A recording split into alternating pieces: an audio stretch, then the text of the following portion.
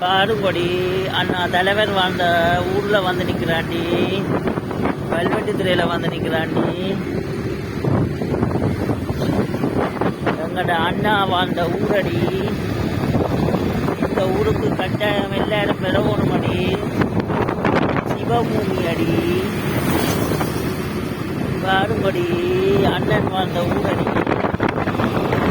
யார் வந்தாலும் யாழ்ப்பாணம் அண்ணன் ஊருக்கு வந்துட்டு போகணும்.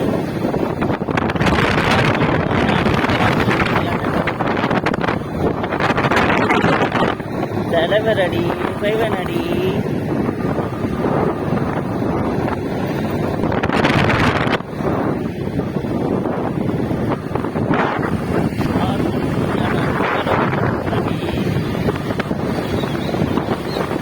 ஈரம் விளைஞ்ச மண்ணடி இது.